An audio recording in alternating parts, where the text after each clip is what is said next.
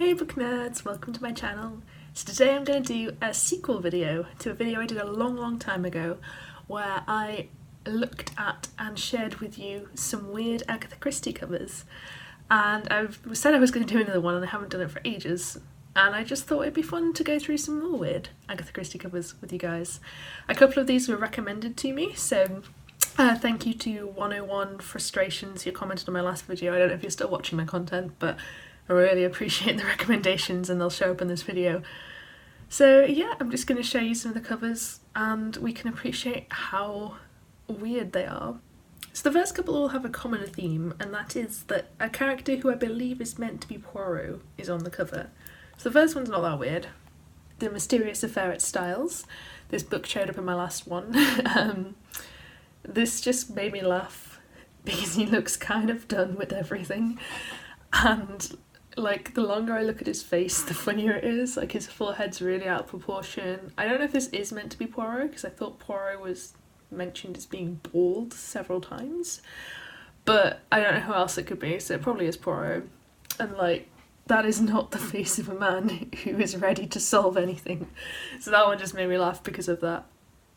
The next one is Sad Cypress, and this has, again, this is why I assume it's Poirot, because it looks like it's meant to be at least the same man if it's not like identical, and he's just looking at a tree. And like the book is called Sad Cypress, but I'm pretty sure the cypress it's a quote taken from a poem about death and trees.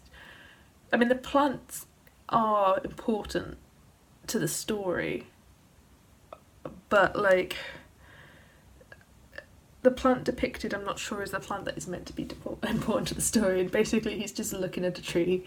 I find it really hard to believe that this would convince anyone to buy the book, but I don't know, they were all quite a lot like this at the time period, so clearly something was working. And the final one of this ilk, and my favourite of this kind, is Poirot Investigates. So again, this is the same man who I can only assume is Poirot, and I don't know what he's doing. Like, maybe everything finally got too much for him, but this doesn't look like he's examining a body. This looks like he's just straight up murdering someone, which I found incredibly funny. So, like, I literally, I don't know what this is. I don't even know what Poirot Investigates is. I assume it's a set of short stories, maybe? But yeah, this is... Oh, I can see the guy's actually dropping a knife, so he's clearly just murdering a murderer, which is a-okay. You know, Poirot has no issue with murdering people. But yeah, so that's the last one with the kind of Poirot people on the cover. And now we get off into the realm of the truly weird. So I'm going to start with the ones that I think are the least weird, and we're going to delve deeper into these insane covers together. So this next one is just bad. It is A Crooked House, and it's just so weird.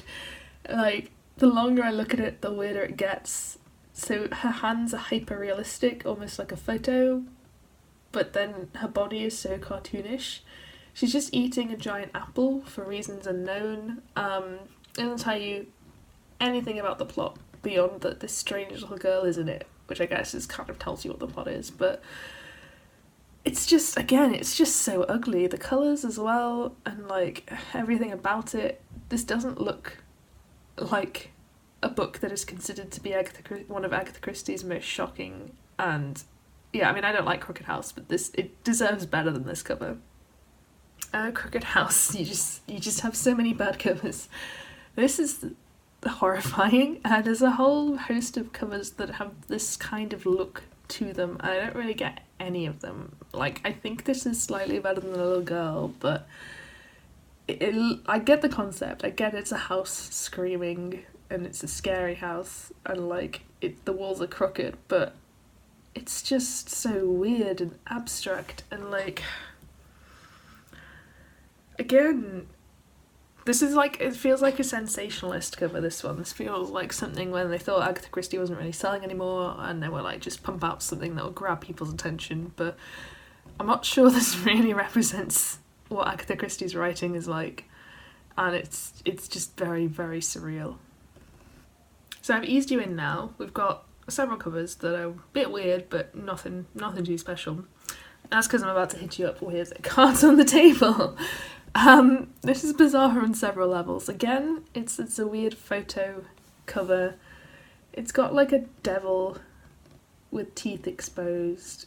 Kind of a sad looking devil, really, if you look into his eyes. He looks like he's been through some stuff. He's fallen on hard times. It's not quite like the prime of his life. But this really does have like nothing to do with the plot. I mean, this could be the cover of any Agatha Christie book that has murder in it. And particularly with the title being Cards on the Table, most of the covers focus on the playing card aspect, which is a good shout. But this is just straight up gone for this horrific mask with weirdly human eyes. And yeah, it's not even the creepiest one. So I think this is the creepiest one. I'm just gonna let you bask in it for a few seconds. So this is Third Girl, which is not a great Agatha Christie book. I barely remember it, and I'm pretty sure I reread it last year, and I still barely remember the plot. But like, what is this? This is just some teeth and an eyeball and hair. And again, it's like the weird sensationalist cover. Oh, if I tilt it, it looks even worse. You can see that even better now. Look at the detail on those teeth. Like, she's watching you. I don't understand. I don't really know who would pick up this book based off this cover.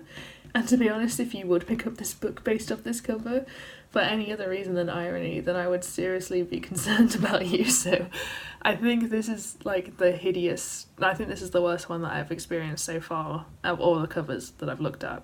Final one I think is just, it's for a book that I talked about in my last video, and it kind of combines original elements of that old cover with the cover for Sleeping Murder, and it is a Caribbean mystery.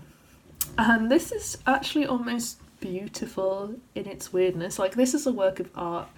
You have this giant eyeball, you have this beautiful woman who's murdered, who I'm guessing is the murder victim. I can't actually remember who dies in the Caribbean mystery, it's been a while, but I'm guessing it's this beautiful woman. And the water is like, kind of like oil. She's just in a lake. It would be almost poetic if it weren't for the giant eye, which again is giving away a plot point if you read the book. And I get it, that if you look at this you might not be spoiled by anything as it stands on its own, because it's just weird.